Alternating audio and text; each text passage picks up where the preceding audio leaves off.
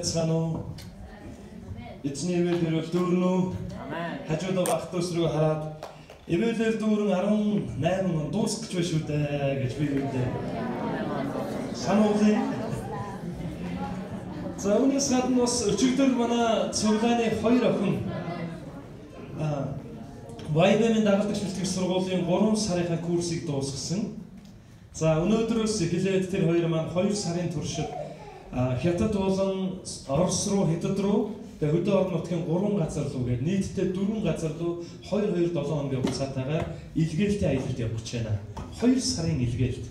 Дүн өвлийн хүрднээр. За тэгээ тэр хоёр маань их баяр хөөртэйгээр 3 сарын лекцээ дуусгасан байна. Зулаан хари хоёроо босно уу гэж хүсэж байна. Самага санснуу зулаан хари хоёрыг. Намайг хичээж маш амжилттай дуусгасан. Тэгээ одоо илгээлтийн аялалдаа 2 сарын аялалд мордох гэж байна. Эцэн тэдний бүх аяллыг өрөөх болтугай цуглаан дуусны дараа та бүхэн чанга тэврээд, ерөөгөө, залбираад, урам өгөөрэй. Уржигдэр бид нар бас төгсөлтөнд нь очиод оролцоод ирсэн байгаа. За эзэн магтагдах болтугай. За ингээд өнгөрсөн 7 хоногийн туршид эхнэр бид хоёр Солонгосын Сөүл хотноо зохиогдсон нэгэн арга хэмжээнд урагдсан. За тэгээд тэрүүнтэй холбоотой нэг жижигхэн гэршил хийгээд үгийн цагаар орё. За 2018 оны 11 сарын 24-нд Жанчун гэдэг цуглаан дээр Love is гэдэг нэртэйгээр Моста буюу энэ удаагийн 7 дахь энэ удаа нь бол 7 дахь конференц юм байлаа. Моста гэж Монголын оюутан залуучуудын нэгдсэн конференц болсон. За энэ арга хэмжээ маань 7 дахь удаа зохиогдож байгаа. Энэ удаагийн арга хэмжээнд ойролцоогоор 900 гаруй монгол залуучууд хамрагдсан байлээ.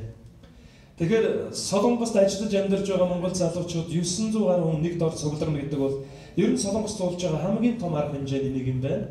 За энэ арга хэмжээнд 3 хүн өргөцсөн. За нэг нь болохоор манай яг түн шиг шоунд төрүүлсэн дуучин Наки. Наки маань цуглааны магтан дууны ахлагчтай манайхаа. Гайхалтай гоц. Магтан дууны өдөртөгч байгаа. Яг одоо магтаалаар дэрж байгаа. За дээр нь бас сэтгэл зүйч, сэтгэл заслын доктор Наранбаатар гэж залуу. Энэ залуу маань намайг хүүхдийн багш байх үед манай цуглаан одоо хүүхэд байсан байхгүй. 18 жилийн өмнө. Тэгээ надтай тарахаараа огийн багшаа гэж. Тэгээ жоохон байхад нь хүүхдийн цуглаанд явахад нь би хүүхдийн багш байсан. Харин энэ залуу маань одоо сэтгэл заслын доктор болсон. Тэгээ маш олон хүмүүс энэ залуугийн бичсэн одоо нөгөө юунуудыг комментуудыг үзнэж тэгээ сургууль семинарт нь сууд юм байна. Саяхан 500 удаагийнхаа лекцийн баяраа хийсэн. За дээр нь бас Facebook-т байгаа монгол ирчүүд дотроос хамгийн өндөр тандалттай өндөр одоо дагагчтай Facebook хэрэглэгч юм байна.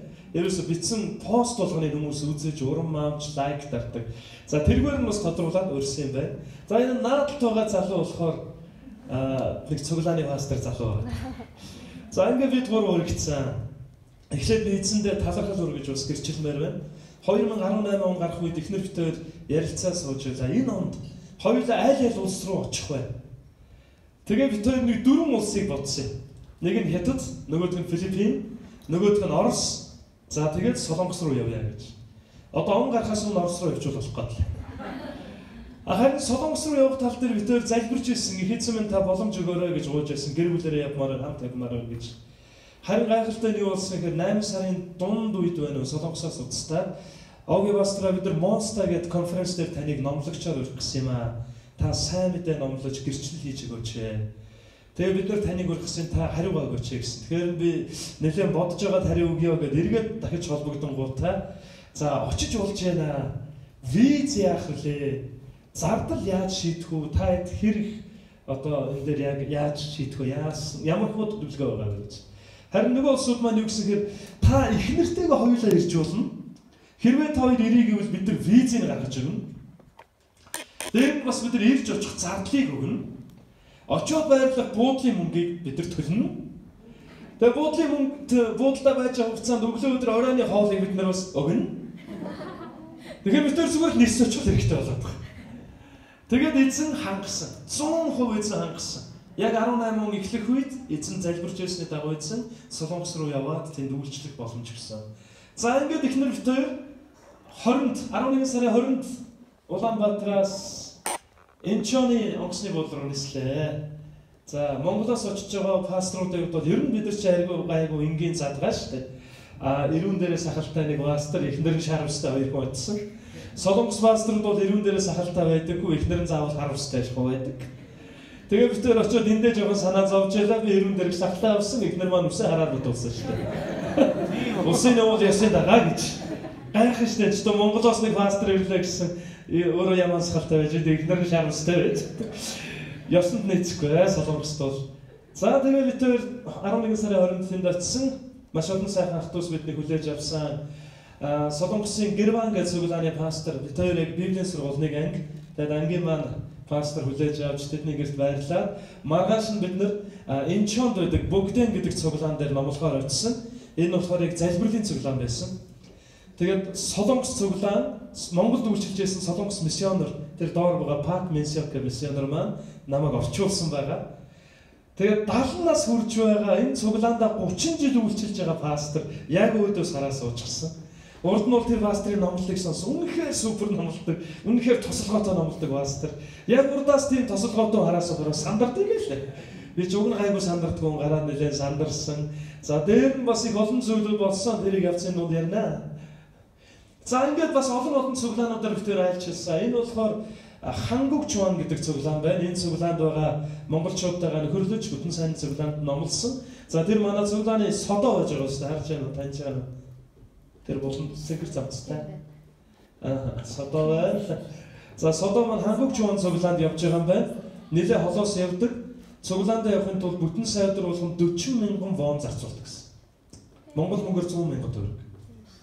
Ирж очих хэрэгтэй. Гайхалтай байгаач. Сарда 400 мянган төгрөг зарцуулж сүмдээ ирж очдог гэсэн. Зөвхөн сүмдээ очиод буцаад. За дээр нь бас бид хамтдаа Солонгост байгаа Сөүл нэгдсэн Монгол цуглаан дээр бас очиж үйлчилсэн. За энэ цуглаанд манай Оги Магтаалд үйлчилдэг. За Огитойгоо уулзсан. Тэгээд оройжон гоё яриж суусан. За дээр нь бас энэ цуглааны пастор Эрдэнэцэн Очир пастор таньж яруу те манай дээр ирж сургаал зааж байсан. Энэ цуглаан дээр бас очиж үйлчилсэн байгаа. Ингээд олон сайхан Монгол пасторуудтайгаа нөхөрлөж сүм чуулгануудаар нь зочилсон. За үүнээс гадна бас нэг цуглаанаар орсон. Энийг бүр онцолж та нарт танилцуулъя. Every Nation Солонгос Every Nation цуглаанаар орсон. За энэ бас сургалтын өрөө нь. Сургалтын өрөөнд Монголын далбаа уртлаасаа дөрөвдөх нь угац. За ингээд бидний төлөө бас залбирдаг итгэлийн ахын дүүсний дүү байгаа шүү. За дээр нь энэ цуглааны ах пастор Yorm Lee гэж пастор. Yorm пастортай сайхан уулзаж нөхөрлөж хамт залбирч хуваалцсан сайхан цагийг өнгөрүүлсэн. Та бүхэн бас мэд дамжуулж ялээ. Солонгост байгаа итгэлийн гэр бүлээс. За бүсэн хүлээсэн зорж утсан Monster Conference маань 11 сарын 24-нд эхэлсэн. За үүний дараа битээр бас нэг зүйл амжуулсан нь эхнэр маань 2013 онд эмчлүүлж байх үед эмчилгээ хийжсэн эмчтэйгээ уулзсан. Эмнэлгээрээ орсон. За тэгээд эмч маань бөөн баяр байсан. Тэгээд энэ эмчтэр бид нар бас эмчлүүлж ялаа. Нэг сарын туршид энэ эмчээр эмчлүүлж энэ эмчийн эмнэлэгт эвтчихсэн. За дээр нь бас ойр орчмын газруудаар явж тэнд эмнэлэгт байх үедээ орж иддэг байсан, хоолунд иддэг байсан ресторанд орж бас хоол идсэн. Энэ бас бидэнд их өөрмөц гоё цаг байлаа. Тэгээд ер нь нөгөө Солонгост удахаар яг Монгол юу зарим улсууд дасчдаг байх та. Бид тэр нөө хоолнд нь дасдаггүй. Явж энэ хоолны газар гайгүй дассан. Эргээд утсан чи байж байна. Ороод сайхан иддэг байсан хоолоо идээд сайхан цаг өнгөрүүлсэн. За үүнээс гадна тэгээд хөсөө хүлээжсэн монстер маань хэлхээс өмнөрөө нэг юм болсон. Бид хоёр бас яг юм орсон хоёлаа. Энд нэгээр цасмаас орохоор хоёлаа зураг мурга авахгүйлаа. Тэрэн дээр гараа тавингууд гой зүрхэн ингэж асаж дүүрдэг. Энд очиж хоёлаа дахин гараа тавьж ямаараа. За ингээд энэ чоны далайн хэрэг дээр очиж хоёлаа хаалгаад их сайхан цагуудыг өнгөрүүлсэн. Бас ингээд явсан да. Тэр нэг юм хүмүүс маягийн бас хоёулаа цаг гаргасан. Ojоо. Өөр мэдлгүй ингэж авах болж байлаа. За нэг юм хүмүүс сайхан цагуудыг бас хамтдаа гаргасан. Үүний дараа хүсэн хүлээж ирсэн Monster Conference маань эхэлсэн. За энэ конференцд очсон Монголоос очсон баг бол одоо тэр 5 хүн байгаа. Харин яг наадлын буланд байгаа хүн болохоор зохион байгуулагч монголчуудын төлөө үнэхээр дуудлагатай дэмэнгэ байгуулахыг үүсгэн байгуулсан пастор хүн байгаа. За ингээд конференц маань эхэлсэн. Конференцийн багаараа хамтдаа ярилцаж нөхөрлөж маш сайхан цагуудыг өнгөрүүлсэн. Тэгээ яг энэ цаг үед бас залуучуудын дунд манлайлж байгаа нэгэн лектор, сэтгэл зүйч, сэтгэл заслын доктор, нөгөөх нь болохоор урлагийн одоо үнэхээр галзалцаж яваа хоёр сайхан итгэлийн дүүтэй нөхөрлсөн бас дүүний их нэртэй хамтдаа нөхөрсөн сайхан цагуудыг өнгөрүүлсэн. За энэ хоёр маань бол од фэний уулзалт гэж хийдэг юм байна. Хүүхд цувралсан урт цуваа зураг авахгүйлаад зураг татуулаад гарын үсгээ аваад фэний уулзалт болж байгаа. За би бол яг гэр бүлийн уулзалт болсон. Очингууд нөгөө цуглааны ах トゥ сайхан яриад мэдээс тэдэр маань миний гар үсгийг авахгүй шүү дээ. Зураг татуулж байгаамаа бас яг л манай хоёр бол ястаа мандаж байгаа шүү дээ. Гэхдээ үнэхээр бахархсан нь тэд үнэхээр дахин төрсөн итгэгч нар. Тэд үнэхээр өөрийнхөө салбарт эзэнд итгэдэг гэдгээрээ танигдж яваа залуучууд байна. За ингээд конференц маань гэлээ. Үнэхээр сайхан конференц болсон. Ойролцоогоор 900 гаруй хүмүүс цугласан байгаа. Пилташтай юм том зал бараг л дүүрсэн. За тэгээд доотлын хэсэг бол битүү дүүрээд тэгээд хойдлын хэсгээр хүмүүс бас зогсчихсан байгаа. Та нар харж байгаа бах. Тэгээд үнэхээр маш сайн бэлдсэн байлээ. Тэнд байгаа ажиллаж амьдарч байгаа монгол залуучууд нийлж байгаа энэ конференцийг зохион байгуулсан. За Накеман бас дуу хоороо өргөж, нараа маань лекц семинараа тавьсан. За тэгээд хамгийн сүүлд нь би сайн мэдээний талаар тэдэнд бас хуваалцсан байгаа. Тэгээд уур амьсгал үнэхээр эрүүлтэй байсан. Үнэхээр эрүүлтэй цаг байсан. Харин яг ингэж конференцтэй үйлчлэхийн өмнө их олон дайралт байлаа. Нэг дор олон зүйл давхцж байлаа. Тэрний нэгний болсогаар яг онгоцны буудлын дээр буугаад утсаа алдсан. Энэ ч нэг буудлын дээр ер нь бол солонгост хүн утсаа алддаггүй юм байлээ. Тэгээд би алдаад. Нэг монгол охин байхаар нөгөө хаяга бичүүлэх гээд утсаа гарт нь бариулсан. Нөгөө охин маань хаяг бичсэн. Би баярлаад нөгөө паспорт аваа явсан чинь түүний гарт миний утас үлдсэн. Тэгээ нөгөө охин маань андуураа бэлгэлсэн гэж аваа явсан юм шиг. Явчих. За тэгээд утсаа алдаад явсараа нөгөө айлтаа утсан чинь чумдааны маань нэг хөл хугараад унтсан. Хөл байсан тэр хэсгээр чумдаан бүр цөмрөөд унтсан. За дээр нь бас би нэг шүдэ янзлуулаад явсан чинь шүдний маань нэг хэсэг бас жаахан өвдөөд тэгээд өвчин намдаах юм байн гуугаа яваад байлаа. Тэгэж явж байгаа яг нөгөө номлол дээр гарах гэсэн чи яг нөгөө ойдолтой тэр хэсэг миний шүд рүү ингээд шивээ дултгүй сүултээ хэл автаад тэр нэг жоох иймэрхүү яриад яг солонгосод ойлгохгүй юм чинь гайгүйсэн л та. Доор хаппано гэж бараг ярьсан. Тэгээ хэл бол байнга юм хоошо хураалт тааштай. Өөрөсөө болохоор гатгаад болтгүй тэгээ хойроогүй л. Тэгээ тийм хэрнээ бас сүм дээр номлоод байгаа маа гарч ирээд. Солонгос зөвлөн дээр. За тэгээд үйлчлсний маргааш нь бол тэр оройн сайн унтаж чаддаггүй өрөвдөө тархиар атгаад хэлний маань нэг хэсэг ингээд хамгааж хавтаа. Тэгээ маргааш нэмлэгт очсон. Тэгээ эмчид үзүүлээд маш яаралтай эмчилгээ хийлгэсэн. Ерөөсө тэр өдөртөө л зүгээр болчихсон.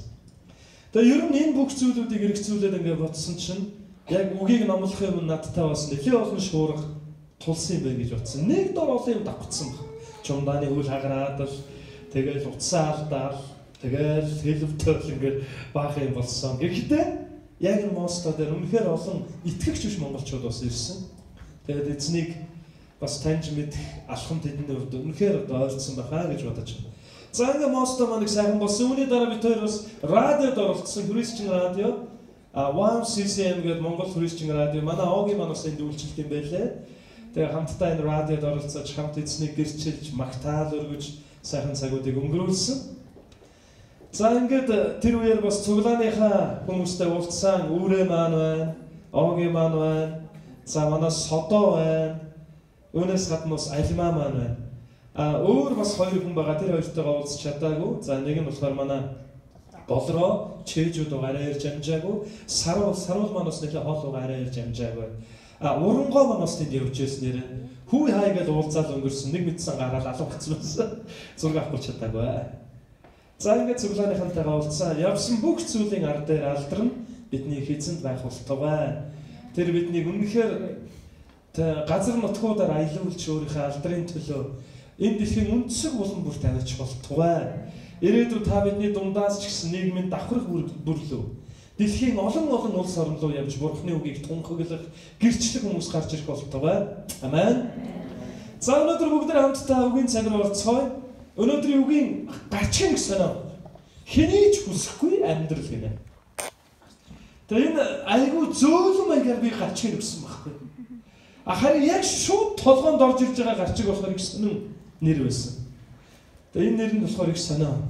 Бараг л энэ нэр нь таарандаа энэ айгүй зөөлрүүлсэн байна. Хэний ч хүсэхгүй амьдрал гэдэг. Яг толгоонд орж ирж байгаа нэр нь жоохон эвгүй нэр байсан. Их сонин нэр байсан. Ямар нэр гэж бодож байна? Юу гэж бодож байна? Бүү үзэгт гэдэг нэртэй. Нэр нь бодсон чи бүү үзэгт гэдэг нэр бараг л төгөх гээд байгаа хэрэг. Хүмүүс ямар нэгэн муу юм болохоор бүү үзэгт гэдэг шүү дээ. Энэ юм битгий миний амьдрал тохиолдог бүү үзэгт гэж хэлчмээр тийм нэгэн хүний амьдралаас бид хамтдаа суралцах гэж байна. За энэ хүн бол Библиэлд гардаг нэгэн түүхийн эзэн байна. За энэ хүний талаар бүгд хамтдаа суралцахаас өмнө хоёр ишлэгийг хамтдаа хамт уншив. Харагч байна даа.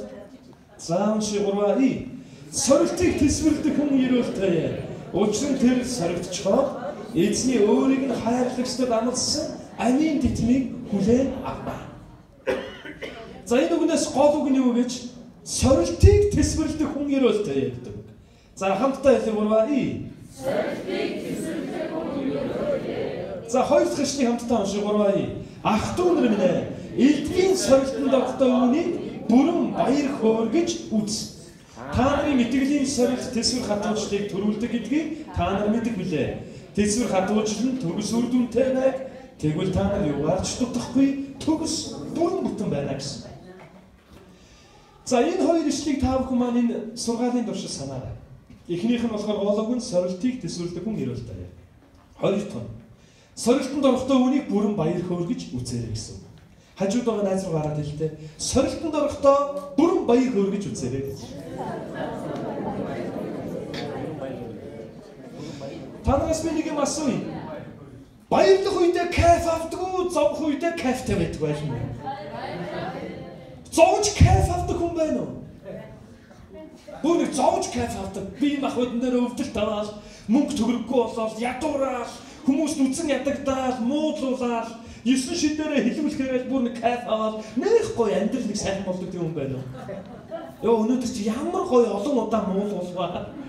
Өнөөдөр ямар гоё өдөр вэ? Ямар олон золгүй явт надад тохиолдоо. Хаалгааж байгаа хуруугаа авчуулах, гарч аваад шатаар унчихыг босоод ирсэн чи дугаатцсан байх ямар ерөөлт өдөр вэ? Гэж хэлдэг хүн байна уу? Харин энэ ишлүүдийг харвал сорилтанд орохдоо үнийг бүрэн баяр хөөргөж үзээрэй гэсэн үг байна. Энэ л буруу утсан ишлэл байна.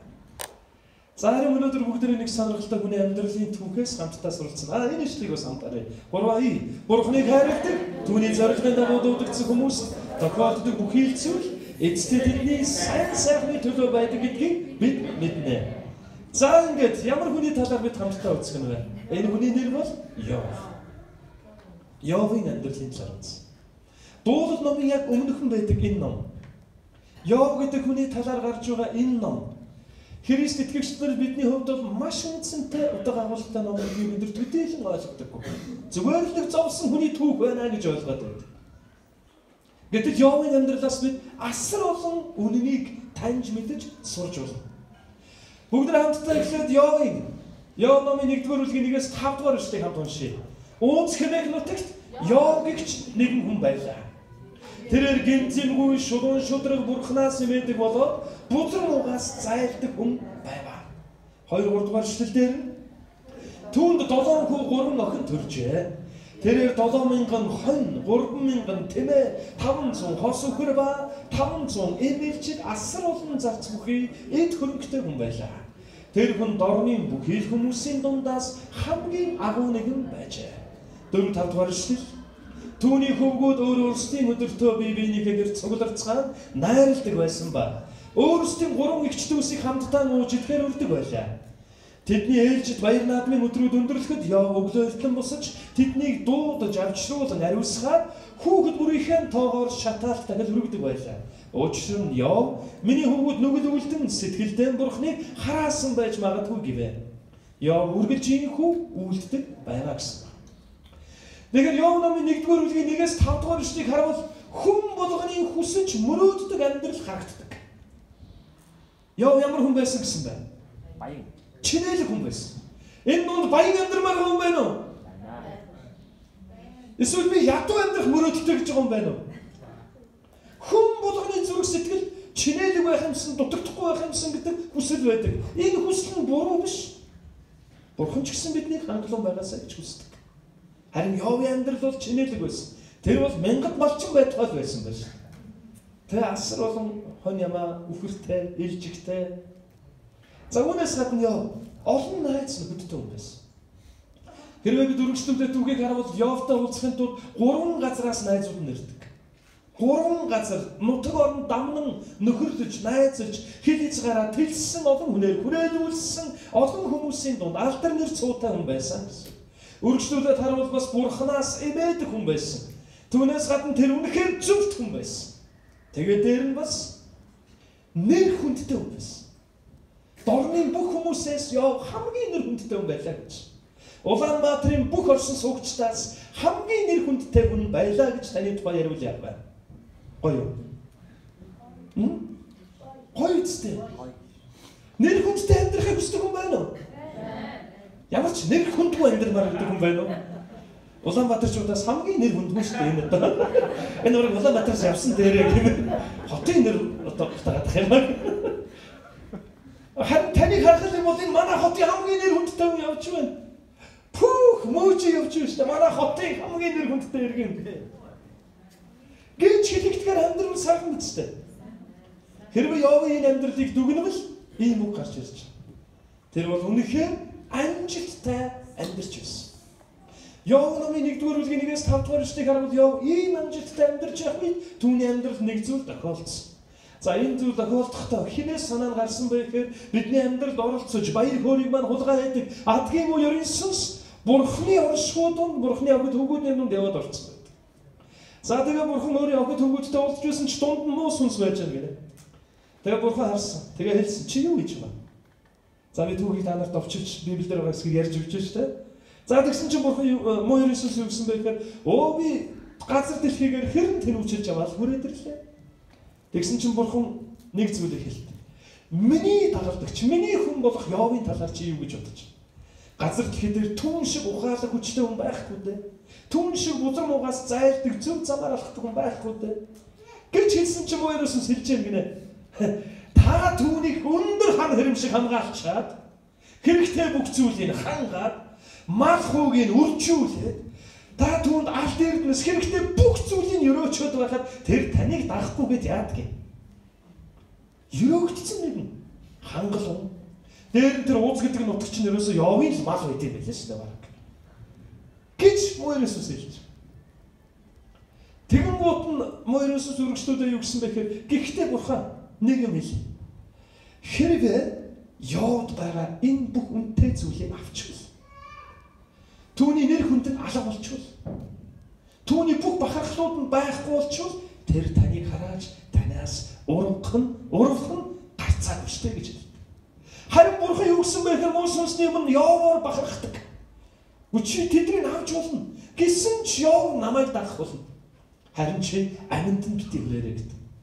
Ингээд муу сүнс нь зөвшөөрөл өгсөн гэсэн. За үүний дараа юу болсон бэ? Маш олон асуудал Йовын амьдралд нүүрлсэн. Тэгэхээр асуудал бэрхшээлүүдийг бидний амьдралд төлөвлөдөг нэгэн бол Бурхан биш, харин бузар уу ярин сүнс юм а гэдгийг бид бодох хэрэгтэй. Бурхан биднийг зовоох төлөвлөгөө зохиодог. Харин муу сүнс биднээс хулгайлах, биднээс үнэтэй зүйлийг маань үгүй хийх төлөвлөгөөнүүдийг зохиодог. За ингээд түүх хэлж байна. Йовын зовлон зүтгүүрийн түүх. Йов номын 1-р бүлгийн 13-аас 19-р эшлэлдэр хэлж байна. Севачууд довтлон ирээд үхэр илчгэнүүдийг нь булааж зарцларыг нь алсан. Үүний дараа нэг зарцсан гүйж ирээд хэлсэн эцэн тань Йово баларсан болоо Севачууд довтолж ирээд үхэр илчгүүдийг маань бүгднийг булааж аваад бүх зарцларыг элднэрээр цавчаад алчлаа. Ганцхан би л амьд үлдээд зүхтаж ирлээ гэж хэлсэн. Яг ирээд амьсгаагаа дараад хэлжээтэл араас нь бас нэг зарцсан гүйж орж ирээд эзэн минь тэнгэрээс гал бууж ирээд хонин сөрөг болон зарц нарыг чинь юу ч үгүй шатаачлаа. Ганцхан би л үлдлээ гэж хэлээд амьсгаагаа дарах гал байж л араас нь уулсан байна. Хальтайчүүдийн 3 бүлэг дээрэмчид итгээдүүд ирээд тэмээнүүдийг дээрэмдэн авч зарц нарыг элднэрээр алсан бөгөөд би ганцаараа тань нэрхээр зүгтааж ирлээ гэж 3 дахь мэдээ ирсэн. За ийм мэдээг нэг дор сонсвол та бид нар яах вэ? Цус харна. Гэт нөө Солонгос кинодэр гардаг шүү. Гайгүй гэж ундаг шүү. Яг сандгийн 1990-ад оны ихээр монголчуудыг байлдан дагуулж ирсэн Халтар царайд гэх кинон дээр хороцоо ганцайлтс хамаг их мэдлээ алдаа мөнгө төгрөгөө алдан гутаа цус харгадаг шүү. Гэт алдан дэндүү олон мэдээ нэг дор ирсэн байхгүй. Дэндүү олон мэдээ. Тэгвэл Йовын амьдрал яг л энэ зүйл болсон. Гэхдээ дөрөв дэх мэдээ нэг хэцүү байсан байх гэж байна. Дөрөв дэх мэдээ нь яг 3 дахь зарц ирээд амьсгаагаа дарж идэл дөрөв дэх нь гүйж орж ирээ хэлчихэ. Таны хөвгүүд охид том ахынхаа гэрт идэцгэн дар сууцгааж байтал харагтун цөлийн цаанаас их салхи дэгдэн босоод байшингийн дөрвөн буланг зогсон байшин залуусын дээрээс нурж тэд өгсөн бөгөөд би ганцаараа л танд хэлэхээр цогтааж ирлээ гэж хэлсэн. Ямар их зовлон бэ? Энэ бол хэний ч хүсэхээргүй амьдрал. Йов бол итгэлийн хүн. Гэхдээ та Йов шиг болё гэвэл ийм амьдралыг туулж чаж итгэлийн хүчтэй хүн боллоо гэсэн. Эцэг минь би Давид шиг болё гэж байгаа юм байна уу? Саулд хөөгдөнө. Саулд хөөгдсөн учраас тэр Давид болсон ш. Эцэг минь би Йосеф шиг бурханлаг хүн болё гэж байгаа юм байна уу? Буруудахгүй ирнэ. Тэгээд хоригдно, мартагдана. Бид нар бол шууд алгасаад шууд Йосефийн итгэлийг авах гэдэг. Эзэм намайг хайраар дүүрэн хүн болгож өгөөч гэж залбирангууд хариулт нь болдог үзээ. Хайрлахад хэцүү гараад ирдэг. Тэгэл түүнийг хайрлах сурахтаа хайраар дүүрэн хүн болж өгдөг. Эзэм намайг төвчээртэй хүн болгож өгөөч гэж гойвол хариулт нь болох бай. Төвчгэд хэцүү үйл явдлууч гэсэн хэлдэг.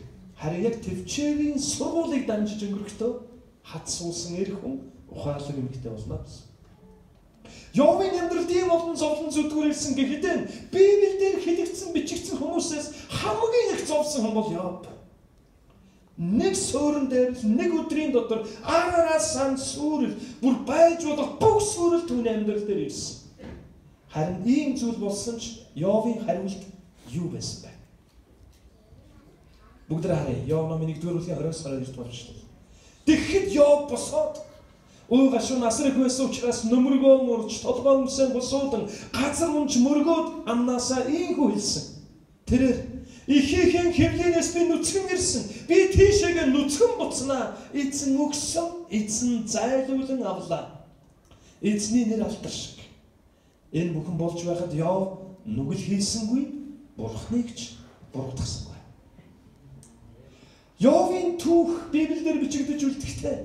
Бурхан ханхал юм бол халаалаа вэ гэж хашгираад амьдралд нь асуудал ирэх юм бол та хайч юу болов? Намайг харсангүй, яасангүй, хэлсэнгүй гэж тэр Бурханд гомдолдог нэгэн бус. Яг л Йовтай адил асуудал ирсэн ч Бурханыг хүндэлдэг, баяр хөөр бэлхэн дүүрэн байсан ч Бурханд алдрыг өргөдөг, хөдөлшгүй бат итгэлийн хүн болоосаа гэж эзэн энэ түүхийг үлдээсэн болов уу гэж бодож.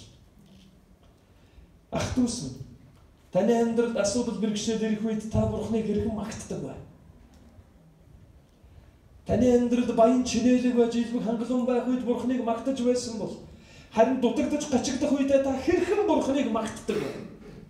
Яг л Йовтай адилхан эзэн өгсөн, эзэн авлаа гэж хэлэх итгэл бидний дотор байх хэрэгтэй. Амен. Яг л Йовтай адил би энэ дэлхий дээр нүцгэн ирсэн, энэ дэлхийгээс явахдаа бас нүцгэн буцнаа. Эзэнд бүх алдар нь байх болтугай гэж хэлдэг юм байна. Өвдсөн үедээ эзэн минь ээ таныг магтъя гэж хэлж чадах тэр үгс бидний амнаас ундардаг итгэлийн хүмүүс болцгоё. Асуудал бэрхшээл нөөрлөх үед Бурхан гомдлох биш. Харин яг тэр байгаа газараас Бурханд гараан өргөөд эзэн таны нэр алдарш болтугай. Та энэ зүйлээр ч гэсэн магтагдах болтугай гэж хэлдэг итгэлийн хүмүүс болох хэрэгтэй гэсэн. Харин энгийн зүгээр нормал хүн бол мөнгө зузаан, төрөвч зузаан байхаар л инээгээд байдаг. Нэмэлгээр л бүх байж болох бүх зүйл рүү гомдолдог тийм. Манай ажил цалин нэмэхгүй байна гэж гомдлон, татвар их байна гэж гомдлон, нийгмийн татвар эргүүлээ надад юу ч наалдахгүй гэж гомдлон, эцэг гэхээсээ юу ч өвлсөнгүй гэж гомдлон. Тэгэд тэгж байгаа 28-наас 30-ны хооронд инээгээл явж байдаг. Сарвалганы. Яагаад вэ? Цалин бууцсан. Гудамжаар дөрөв гоё инээс олсоод ингээд. Тэгэл нэг 5-6-наас хойшоо мөнгө дуусаад ирэнгүүт ингээд ураагаал. Амьдралд гутраал, гомдоол, янз янз болоо. Энгийн хүн, нормал хүн бол яг л ийм байдаг. Сэтгэл хөдлөн төрөвчтэйгээ залгагдсан. Баяр хөөрөм төрөвчтэйгээ залгаатай. Харин итгэлийн хүн бол бурхантай залгагдсан байдаг юм аа. Алга болсон ч алдрыг эзэн дөрөгдөг хүн гэсэн. Хажууд байгаа руугаа хараад итгэлийн хүний баяр хөөрөм бурхантай залгагдсан байдгаа гэж хэлээ.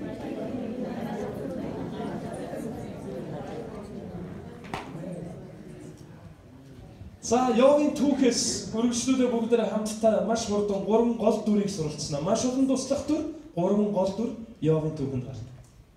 За, өргөжлүүлээ түүхийг ярангаа энэ 3 гол дүрийн талаар бүгдээр үзнэ. Нэгдүгээр нь Бурхан, хоёр дахь нь Бузарсанс, гурав дахь нь Йов. Энэ 3 гол дүрээс гадна туслах олон дүрүүд гардаг энэ түүхэд дээр. За, эхлээд бүгдээрээ Бузарсанстай холбоотой энэ түүхийг харъя. За, хамгийн эхний зүйл нь муу сүнс муухай харагддаггүй гэсэн нэг үнэн явж байгаа энэ түүхэд дээр. Муу сүнс муухай харагддаггүй. Гин нүглэн ч гэсэн жигшмээр харагддаггүй. Заримдаа дурлмаар, авчмаар, идчмээр, өмсчмөр, яваад ормоор, нийлмээр, нөхөрлмөр харагддаг. Нэг тийм онгой байна гэсэн шүү дээ. Нэг нөхөр ингээд нас урсан чинь бурхан боломж өгч байгаа юм болохгүй байх л та. Зүгээр онгой шүү сая. Бурхан ямар боломж өгсөн гэж за яг чамд л өгье. Чи өөрөө сонгоод орж болно. Деваажинд орох уу? Эсвэл мөнхийн зоринд орох уу? Чи сонго. За тэгсэн чинь нөгөө нөхөр чинь ингээд эхлээл деваажинд руу орё гэж бодсон. Тэгэл харсан чинь нэг л тийм сонирхолтой санагдахгүй байсан гинэ. Нэг л нөгөө дэлхий дээр байхдаа бүжгэнжээс юм харагдахгүй. Нэг л тийм сонирхолтой байхгүй байж гинэ. Тэгэн гутан зүгээр там руу харъя гэдэг ингээд харсан чинь Майкл Джексон бүжиглээд Элвис Пресли дуулаад тэгэл бүрстэ амар том парти болж байгаа гинэ. Тэгэхээр нь бодож гинэ. За ийшээ ороод жоохон парти хийж чаад дараа нь деваачнд руу орё гэж бодож. Тэгээд яваад орсон чи юу гэвэл хоёр нөхөр гарч ирээд барьж аваад тэгэл нэг юм руу игээд орлоо хашгираад зовж гэлсэн. Тэгэл нөгөө чинь зовонгойлсон. Гүн саяны нөгөө парти хайж баа гэсэн. Реклам гэсэн. Тэгээд реклам бол юм л үү. Харин муу сүнс хизээч муухай харагддаггүй. Тэр бидний л үүрэгтэй ямаан туурайтай биеэрээ дүр үстэй толгой дээр эвэртэй нэгний дүрээр ирдэг. Харин хайр татан залуугийн дүрээр октод руу ирдэг. Хайрсан залуугийн дүрээр. Эсвэл дур булаан бүсгүй дүрээр ирдэг. Аль эсвэл аваад өөрийн болгочмоор шунал хөдлөмөр зугаа цэнгэлээр ирдэг. Тэгээд олон залуучууд, олон бүсгүйчүүд амьдралаа мөрөнд харан хийж, мэхлэгдэж, хаягдж, хоосорж, орхигдож, зүрх сэтгэл нь эмтэрч, хизээч айлхааргүй амьдралын хар толбот үлддэг. Тэгэхээр би энд байгаа охтуудад, гэрлээг байгаа залуучуудад бас хэлье. Гоцглон гэдэг бол төр зүрх. Залуунаас ч төр зүрх. Өөдөөс ч нараад инээж байгаа үүдэн шүднүүд нь унаа штэ нэг залуу. Нэг өдөр шүтгүү болно. Бүгдээрээ өгөө болно. Юу тэр залуудаа бас хөл майж юм. Яагаад ч тэгшэхгүй. Ягин чигээр л тэгээд тоосоо. Тэгшэхгүй. Тэр гоё усмус бууралтай штэ ингээ. Тэр хооцглон бол үүдийн найдвар биш байхгүй. Заримдаа ийм зүйл давтдаг.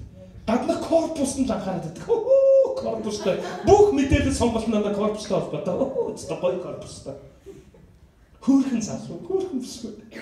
Доторх үүдлийн систем юу байгааг мэддэг юм. Бөөн вирус амжирдаг дотор. Гаднаа амар гоё корпустай.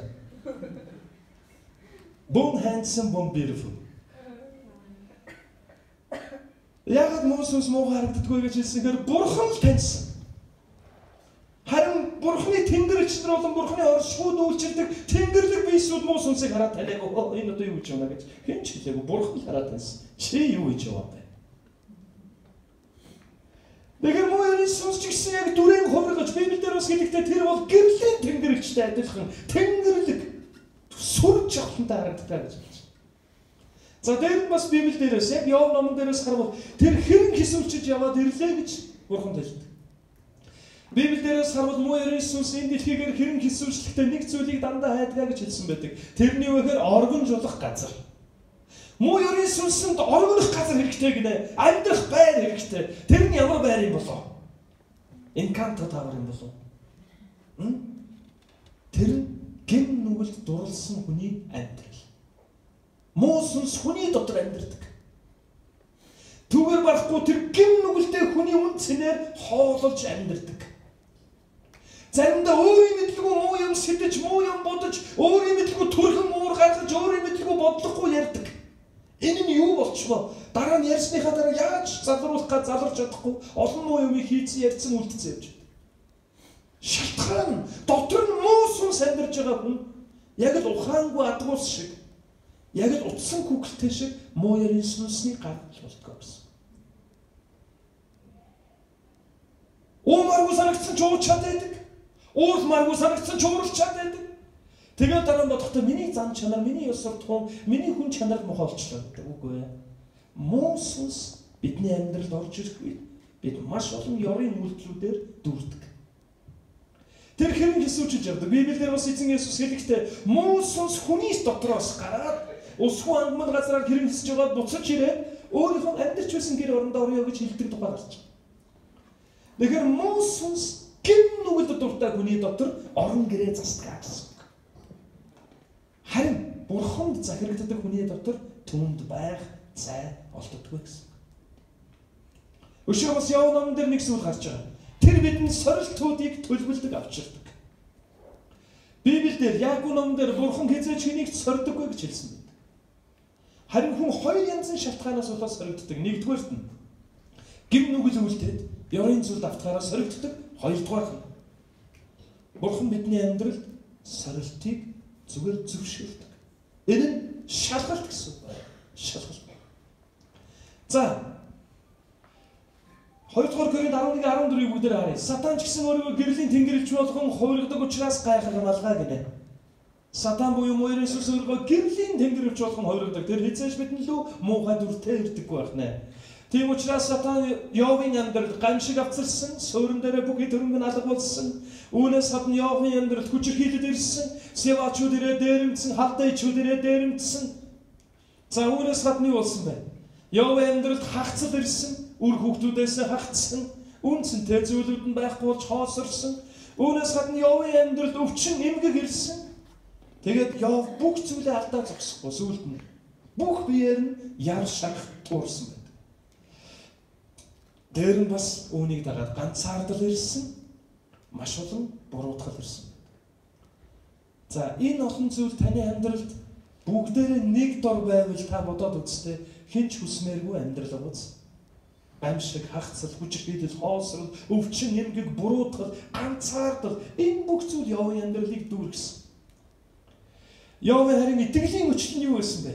Ийм асуудлууд ирсэн ч гэсэн Йов нүмергөө мөрч толгоо өмсөө хосууж газар унаад шаналн зовж байсан ч харин Йов ам ангаах болгондоо эзэн минь таныг магтъя. Та өгсөн, та авсан.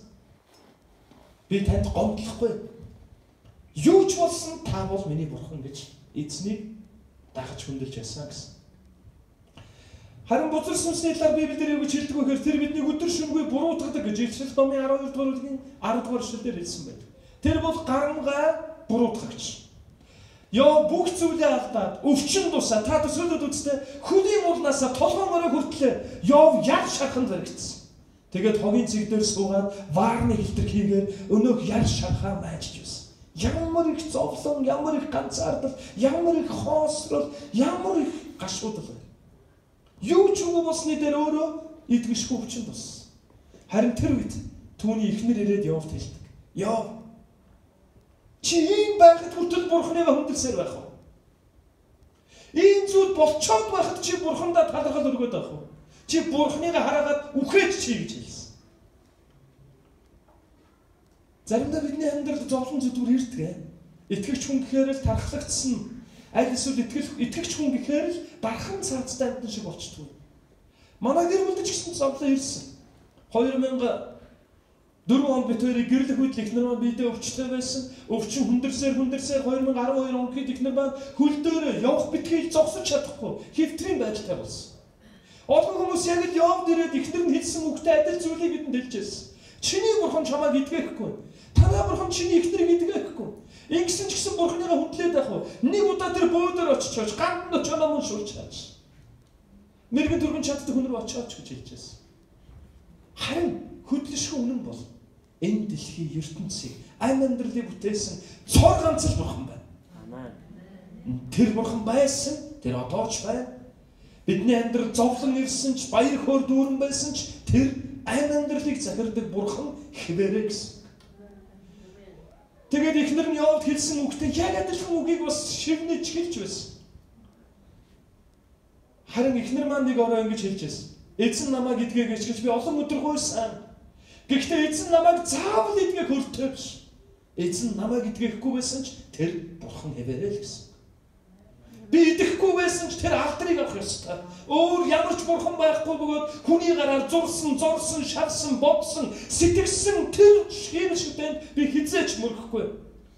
Хэрвээ би идэхгүй байж байгаад амьдрал маань дуусгуулсан ч тэнгэр газар дээрх бүхний бүтээсэн тэр эзнийгээ магтсаар бурхан руугаа явна гэж эхнэр маань итгэлээ өчөж байсан. Тэр Йовийн хүнд яг л юм зовлон зүдгүүр байсан. Йов эхнэр нь хурж ирээд хэлж яагаад та боддоо хамгийн дотны хүн нэрээд хэлж байгаа ш. Тийм ээ? Эхнэр нь хурж ирээд гудамжаар зүгээр зурж өнгөрсөн хүн биш. Хамт хоол болж, хамт инээж, хамт амьдралыг туулж, үр хүүхдүүдээ өсгөж хамтдаа өндөж байгааг нь харсан. Тэр эхнэр нь ирээд бурханыгаа хараагаад үхээч гэж хэлж. Мойр Иесус ийм л залтай хамгийн дотны хүмүүсийг маань бидний амьдралыг зүсэх, бидний амьдралыг өвтгөх, бидний амьдралыг хатгах шүүг болгож хэрэгэлдэг гэсэн. Ер нь хайртай хүмүүсийн үг аав ээж юм уу хамгийн дотны хүмүүсийн үг илүү хүчтэй тусдаг тийм. Тэгдэг үү? Зүгээр зөрөөд өнгөрсөн үгт харангуйта ямар мохоо өстэй юм гэвэл амар сэтгэлээр унтгоо ёо. Харин үсвэсэд суулаад орж ирээд ямар болсон бэ нүү? Ямар тэнэгдсэн болсон. Ингээл хэлэнгууд юу болдог вэ? Залуучууд шууд гусуулмаар санагддаг. Хизээч үстэй байнааргүй санагдав. Саяхан юунд Солонгост явж байхад нэг гэр бүл бас яг энийг ярьж байсан. Хүүн 18-тай. Үсээд суулгахтаа нөгөө голын хэсгээ ингээ үлдээгээд хоёр чаас амаад байдаг юм шүү дээ. Тэгээ хоёр талын гусуулаад тэгээ саяхан нэг өдөр ингээ битүү гусуулаад нэг тал руу ингээ налбайлгачаал гой саманчаал ороод ирсэн юм. Тэгэл орж ирэл аавдаа хэзүүлсэн. Хоёр ч өгсөн чинь аав нэг юм дээр үеийн Оросын киноны баатрын зураг үзүүлээд тэр нь нэлээ уудаг хүнэлтэй өвсөн далиц тэрийг үзүүлээ ийм шиг л улсан байх гэсэн гэнэ. Тэгсэн чи хүн амар сэтгэлээр унсан гэнэ. Гээ сууж ирсэн чинь ээж нь орж ирсэн. Тэгсэн чи үржээл ёо гээл гэсэн чи ээж нь 10 годаа шууд ямар хөргөн засуулсан гэсэн чинь айгуу гоё болсон гэнэ. Тэгэхээр аав ээжийн үг буюу дотны хүмүүсийн үг ийм л хүчтэй хүрдэг. Харин Йовийн хувьд бол хөршин биш. Эсвэл түүнийг холоос хараад өрөвдөж ирээд янз янзын ярьсан хүний үгээр биш. Харин ханисан ханыхын үгээр дамжуулан уусанс хэмэлж байгаа. Гэсэн ч Йов эргүүлээд бурханд гомдлож тэстэ үхээд хэмсэн гэдэг хариултаа байна. Харин мунхаг юм чи бурханаас эмээхгүй байна уу гэж хэлж. Үргэлжлүүлээд харуул Йовийн дотын найсад ирсэн. Наамад хүн Зофар, Тиман хүн Элифаз, Шуу хүн Билдад.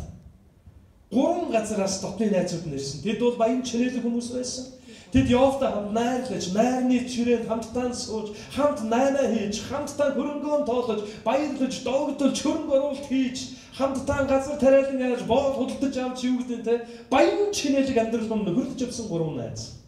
Гэхдээ их сонирхолтой нь Йов номдэр хэлэхдээ энэ гурван найз нь ирээд Йовыг хараад хэл хүг олдоогүй гинэ. Йов нь зовлон зүдгүүрийг хараад бүр шокнд орсон. Ямар амар юм бэ гэж. Дээр нь бас юу болсон гэж Йовыг хараад үнэхээр өрөвдсөн. Тийм учраас хэл хүг олдоогүй учраас Йовийн өөдөөс хард суугаад 7 өдөр чив чимээгүй уйлаад суусан байна. Асар их зовсон байгааз. Йовийн амьдрал тийм дорой болсон гэсэн. Тэрийг хараад хэл хүг олдохгүй 7 өдрийн турш зүгээр л хамт уйлаад суусан гинэ. Зүгээр л хамт уйлаад суух хэл хүг олдохооргүй ийм их зовлонтой нэгэн байжээ Йов. Түүнийг яг ингэ зовсны хараад тэр 7 өдөр суугаад Йов дотроо ямар олон зүйлийг хэрэгцүүлж бодсон болов. Би энэ гурван найзтай хамт 8 худалдаа хийж, бид хамтдаа тансаг дээлээр гоёж, бид хамтдаа найр хүндэтлийн ширээнд хамтдаа духлан суудаг байлаа да. Гэтэл би одоо хэн болчихоо гэж Йов сэтгэлээр унжил байсан баг. Та бидэнтэй адил мах цуснаас бүрдсэн хүн учраас. Тэгээд дараа нь юу болсон бэ? Найзууд нэг нэгээрээ ээлжлэн Йовтай ярьж гэлсэн. Тэд маш ухаалгаар ярьсан. Амьдралыг үдцэн туулсан, амьдралын философиуд ярьсан. Хүн ер нь алдаанаасаа болжж муу юм тохиолддог юм аа. Ус байхгүй газар хул сургана гэж юу? Ямар ч булаг шанд байхгүй газар зэг сургана гэж юу? Гим нүгэлгүй бодлоо ийм болон асуудалтай болно гэж юу яваа? Чи гимш, чи бол гимтэн шүү дээ гэж. Нууж хаасан бол бурхан бүгдийг уудал гэж хэлсэн. За би танаас нэг юм асууя. Бидний амьдралд асуудал хэрэгтэй заавал гим нүглээс болоод ирдэг үү? Яагаад ирдэг вэ? Амьдрал учраас л ирж байгаа шүү. Бурханд итгэсэн цагаас ахгуулаад бурхан руу явдлаа шүтэн ч өвдөхгүй, юу ч өвдөхгүй байж байгаад явна гэж боддог хүн байна уу? Хэрвээ тэгж боддог хүн байгаа бол цуглаан дараад надтай уулзаарай. Би сайн мэдээ ярьж байна. Бүх асуудал гинээс үүдэлтэй байдаг юм аа. Гинээс болоод асуудал ирдэг, гэхдээ бүгд биш. Эхнэр маань өвчтөй байх үед хүмүүс яг Явын найз нартай адилхан зүйлийг бас ярьж байсан. Гин нүгэл, нууцлагдсан гин нүгэл байна уу та? Битэр сүлдээр ууралсан. Яагаад биднийг буруутгах гэж янз янзаар онцлоод байгаа? Үнэхээр бурхан илчлээд өгвөл гимши зүрхээ шалгаад амьдарч байна бид. Тэ нэг хүн бас ирээд гисэн те. Яг энэ Библиэлд бүр ишлэл гаргаж ирээ. Ишлэл шүү дээ. Үл учил нь ясан дэх хідээ бэр юм аа гэдэг ишлэл гаргаж ирээ. Санаж байна те. Үл учил байна. Уучлаагүй юм байна уу гэж. Аюу хэцүү байсан. Заавал нэг буруутай холбох гээд болдог. Тэгээд сүүлд нь бит хоёр жоохон зохицсон. Дээр нь бас аавтайгаа чи асуудалтай юм байна. Тэгээ манай онч бүс би аавтайгаа амар гоё ирдэ шүү дээ. Гэхдээ чи аавтаа гомдсон байна. Яагаад гомдсон? Гэхдээ заавал нэг асуудал гаргаж ирэх гэж болдог. Итгэгч хүмүүс үртэл ингэж онцлох гээд арайд байдаг. Гэтэл зөвхт хүндэж гисэн асуудал ирдэг гэдгийг бид ойлгох хэрэгтэй. За ингэж ярьсны дараа ёо 3 дугаар бүлгийн 24-өөс 25 дугаар шилдээр найзуудтай ингэж хэлсэн. Хоолны оронд надад явуулах нь ирэх бөгөөд миний нулимс ус мэт тасгарч байна. Би үнэхээр шаналж гүйцлээ гэж хэлсэн. 25 дугаар шилдээр миний хэмээдэг зүйл над дээр ирж, миний айдаг зүйл надад оноогддгоо гэж хэлсэн. Харин эндээс бид хэд хэдэн зүйлийг олж гарч болно. Ёо итгэлээр дүүрэн хүн байсан. Гэхдээ тэр хэд хэдэн зүйлээс айдаг байж. Харин айдаг зүйл нь, эмээдэг зүйл нь түүнээр ирсэн. Библийн өөр нэгэн орчуулган дээр энийг бас ингэж хэлсэн байна. Одоо харин би ундалж хоолохын оронд уйлан явуулж байдаг. Хүнд зовлон дарагдсан би амсхийг зургуу гасарч байна. Айж явсан зүйл маань одоо над дээр буулаа. Түгшиж байсан зүйл маань одоо надтай уулзчлаа, тулгарчлаа гэж хэлсэн. Яв хэд хэдэн юмнаас айж үлсэн шүү. Үр хүүхдүүд нь гим нүгэл хийгээд бурхнаар зохигдож үхэж өргөдгүйдэ гэж айж үлсэн.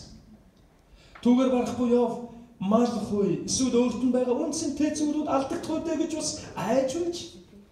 Харин айж байсан зүйл маань одоо над дээр ирлээ гэж хэлж. Түгшиж байсан зүйл маань одоо надтай тулгарлаа. Итгэлийн хүн гэж хэлээд байгаа яв маань яг юу болоод төрч ба. Яг үнэн хэрэгтэй бид явыг шүүхийн аргагүй. Бид ч гэсэн ийм л айц дотор амьдардаг шээ. Өвдөхүйдээ эсвэл үгээрэн хоосрох үедээ үр хүүхд маань уу явах үедээ гэж айдаг. Энэ бол оригинал хүний амьдрал.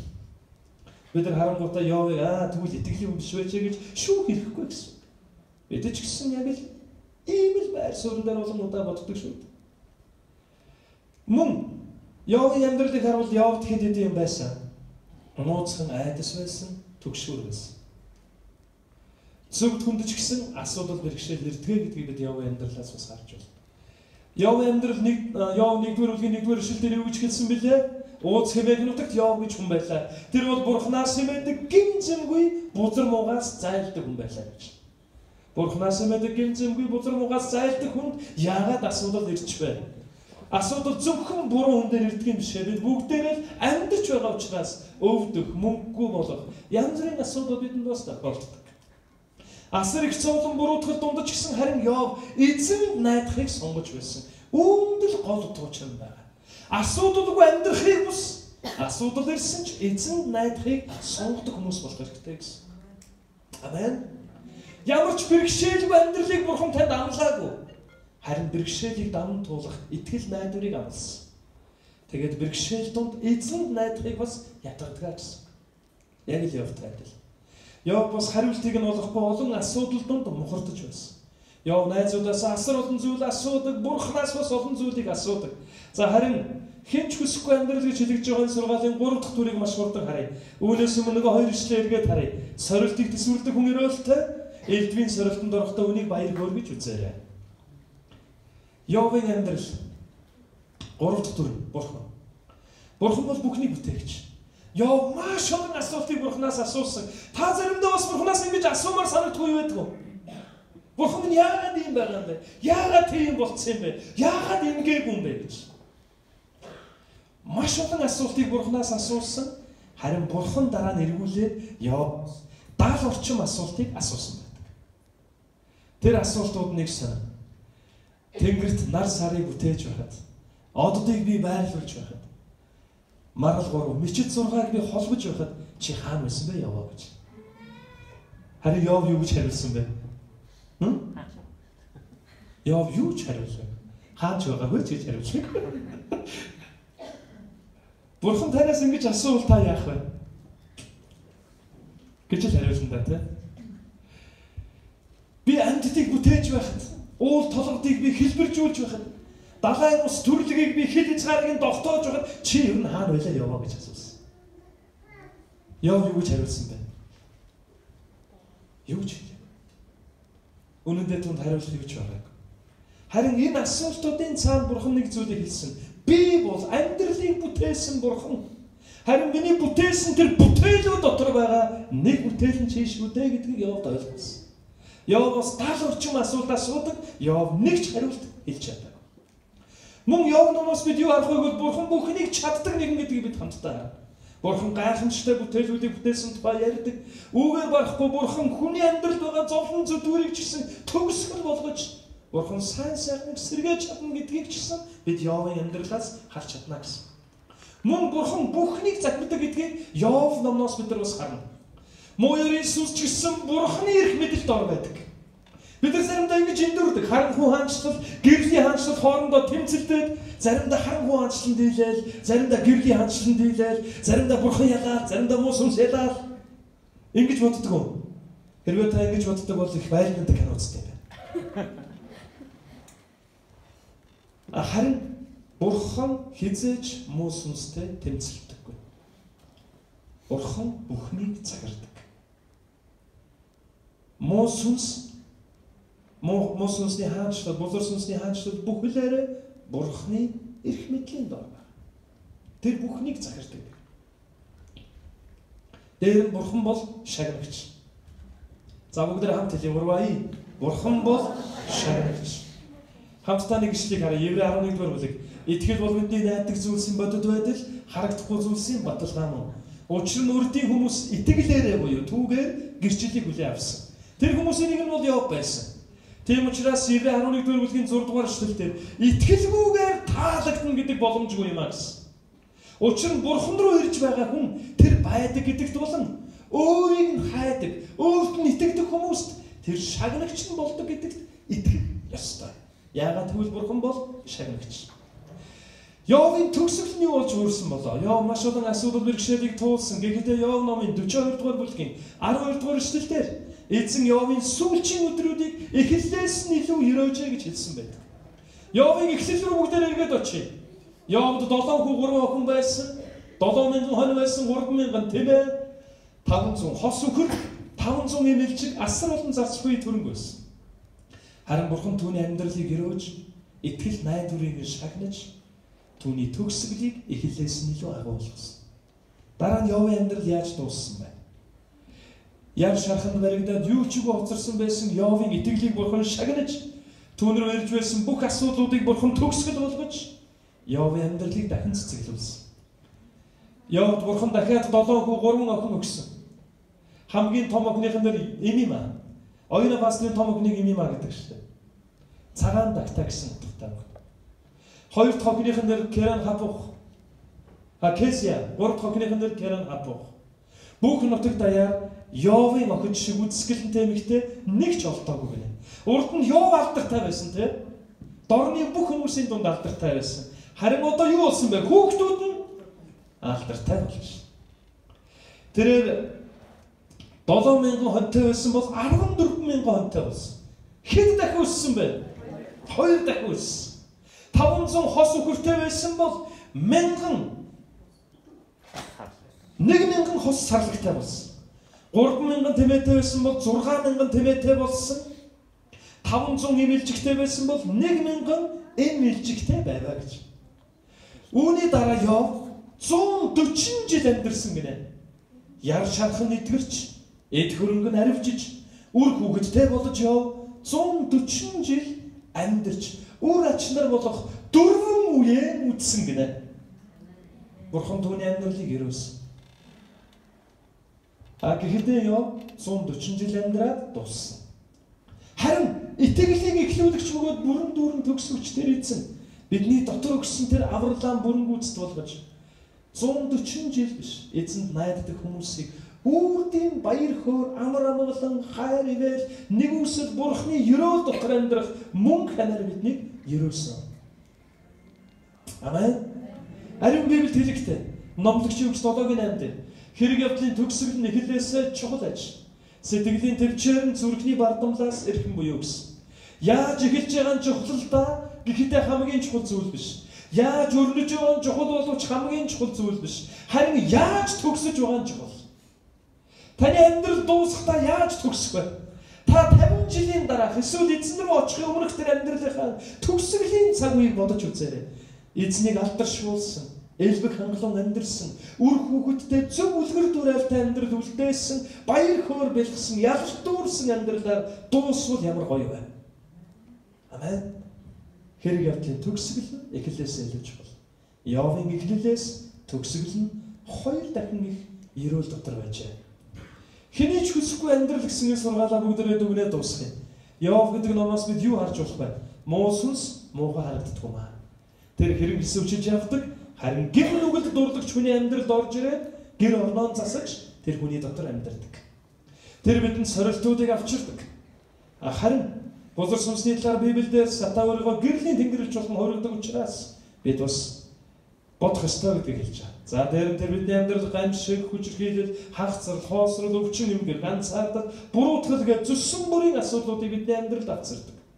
Харин Йовын буюу Йовыг төлөөлж байгаа хүмүүс бидний амьдралыг харвал бидний дотор нууцхан айдас байдаг. Зөв хүндэж гисэн асуудал бэрхшээл ирдэг. Асар их зовлон буруутгал дунд байсан ч харин бид эзэнд найдахыг дандаа сонгодог хүмүүс болох хэрэгтэй. Хариултыг нь олохгүй асуудал дунд бид мухарддаг. Гэхдээ эзэнд найдахыг л үргэлж сонгодог байх хэрэгтэй. Харин Йов номноос Бурхны талаар сурах зүйл нь Бурхан бол бүхнийг бүтээгч, бүхнийг чадагч, бүгдийг захирдаг, бас өөрт нь итгэж найддаг хүмүүсийн шагнагч болтгоо гэсэн. За ингээд сургаал дуслаа. Гэхдээ сүүлчийн нэг чухал асуултыг хамтдаа шийдээд дуусчихна. Яагаад сайн хүмүүст муу зүйл тохиолддог байна? Ингэж бодогддог байна. Яагаад муу хүмүүс сайн зүйл тохиолддог? Яагаад сайн хүмүүст муу зүйл тохиолдоод байгаа юм бэ? Над шиг сайн хүнд гэж бодож байсан юм байна. Яагаад над шиг юм сайн залуу гоё юм тохиолдох байгаа юм бэ? Йовын амьдралыг харуул бидэнд бас ийм асуулт үлдэж магадгүй. Яагаад сайн хүмүүст муу зүйл тохиолдоод байд юм бэ? Библийн хариулт нь юу юм бол? Библийн дагуу хариулбал хангалттай сайн хүмүүс гэж ер нь байдгүй маа. Хүмүүс бид нар бүгдээрээ гим нүглээр бохирлогдсон, муудсан гэж Библи маш тодорхой хэлдэг. Номлогч Югс 7-гийн Ром 3:23 1-р 1-8-ыг харвал хэрвээ бид өөрсдөө нүгэлгүй сайн гэж хэлбэл худалч гэж хэлсэн байна. Худалч. Бидний дотор үнэн алхаа гэж хэлсэн. Ром 3:23 дээр бүгд нүгэл үлдсэн. Тэгээд Бурхны алдраас салсан гэж хэлж байна. Гим нүгэлтэн болгон Бурхны алдраас салсан гэж хэлсэн. Бас үргэлжлүүлээд харуул Ром 3:10-12 дээр эзэн энэ нь ингэж бичигдсэнчлээ. Зөвхт хүн алга, ганц чалга, ухаардаг хүн алга, Бурхныг хайдаг хүн алга, бүгд гажиж цөмөөрөө хэрэгцээгүй болжээ. Сайныг үлддэг хүн алга, бүр ганц чалга гэж хэлсэн. Хангалттай сайн гэж хэлэгдэх хүн энэ хорвоо дээр байдгүй маа. Мэдлэгтэй, чадвартай, ухаадаг, зөв шийдвэр гаргадаг, боловсролтой байсан ч Бурхны өмнө зогсох хангалттай сайн хүн нэгч байхгүй гэсэн. Тэгвэл түрүүний асуулт буруу байна гэсэн.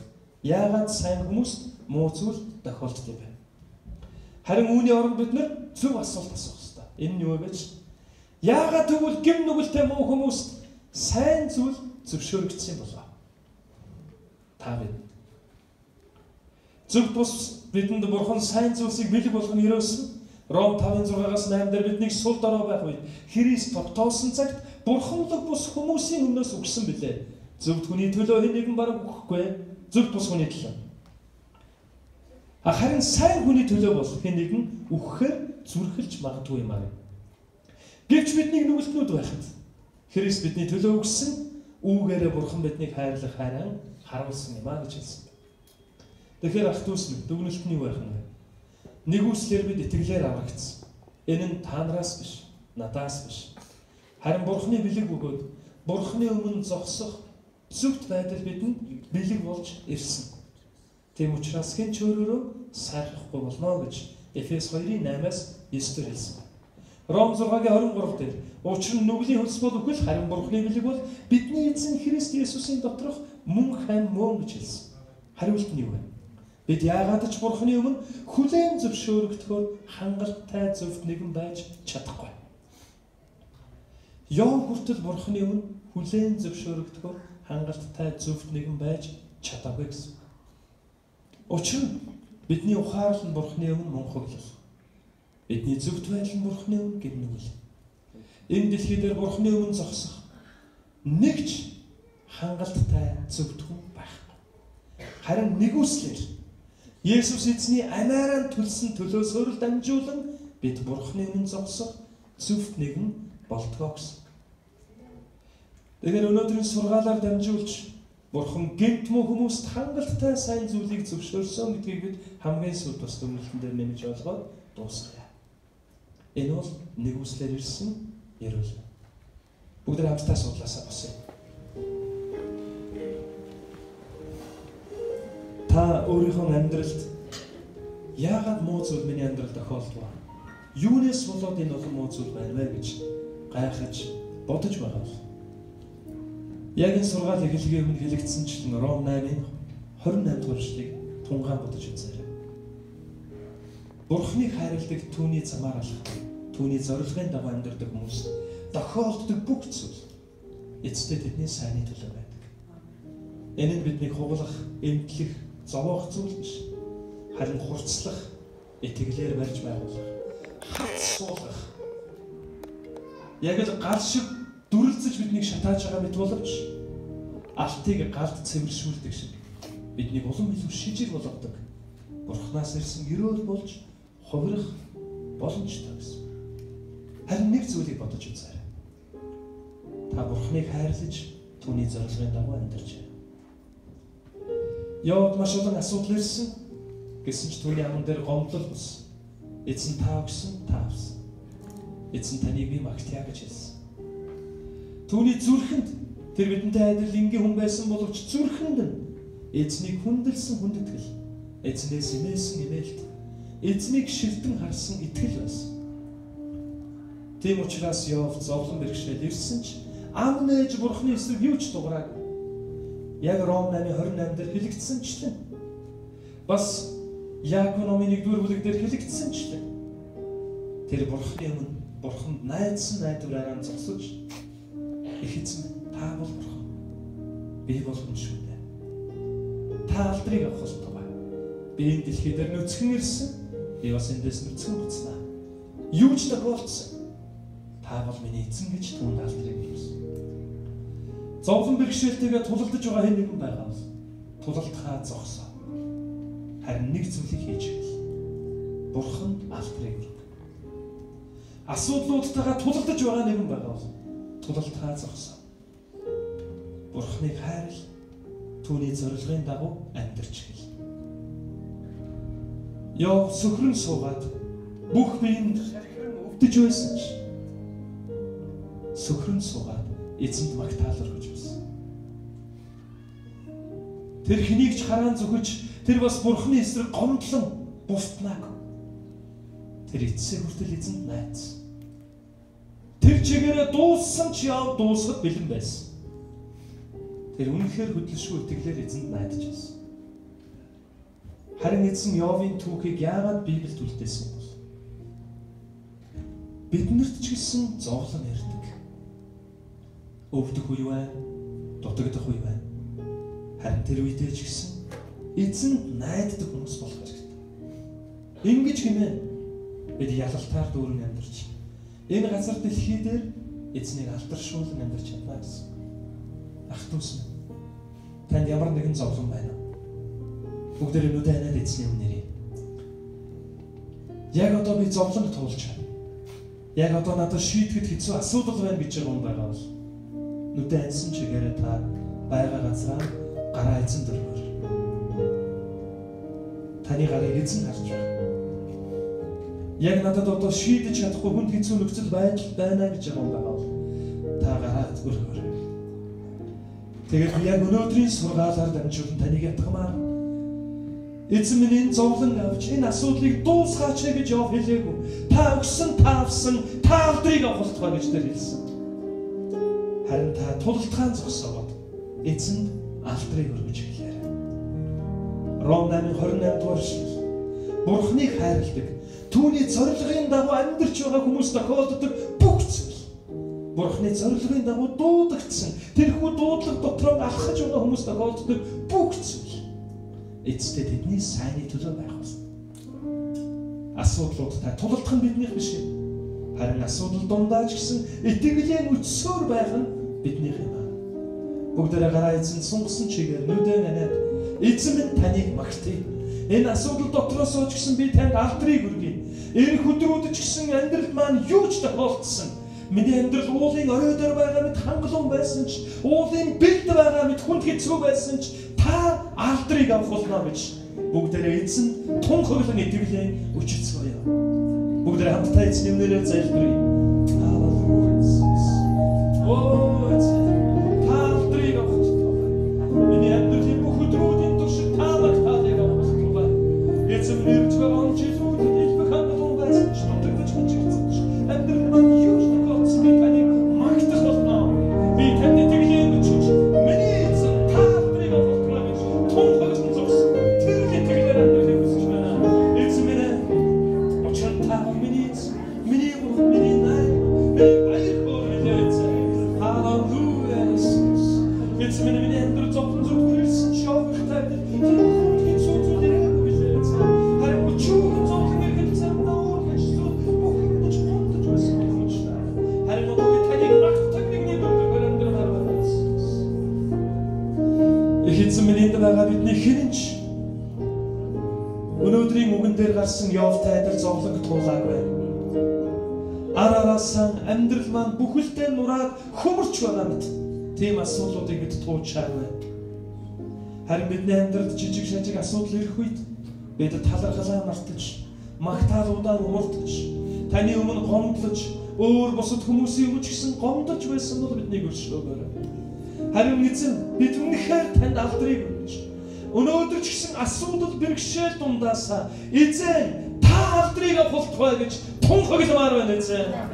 Ирэх өдрүүд ч гэсэн амьдрал маань уулын орой дээр байгаа мэт, эсвэл нам доо газар байгаа мэт, хангалуун дүүрэн дутагдаж гачигдсан эрүүл сарвал өвчтэй зовлонтой ямар ч үед байсан. Эзэн танд алдрыг өргөж, эзэн та өгсөн, та авлаа, та магтагдах болтугай гэж хэлэг. Итгэлийн өчлөөр бидний итгэлийн амьдралыг дүүргэж өгөөрэй эзэн. Эзэн яг хадаж чулуу шиг, эзэн минь яг болт шиг юу ч ирсэн нурж унахааргүй бат итгэлээр биднийг дүүргэж өгөөрэй. Эзэн танд бүх алдран байх болтугай. Ийм л итгэл бидний дотроос бэлхэж, эзэн танд магтаал болон өргөгдөж, үр хүүхдүүдээ ч гэсэн хөдлөшгүй эзэн таны хүндэлдэг хүмүүс болгон өсөхөд та бидэнд туслаарай. Алдран танд байх болтугай. Харин гэрчлэл дүүрэн, баяр хөөр дүүрэн, ялалт дүүрэн амьдрал нь бидний дээр байх болтугай. Эзэн Есүсийн хүч чадалтай сүр жавхлантай нэрээр талархан, эрх он жилүүдэн даатхан залбирч байна. Амен.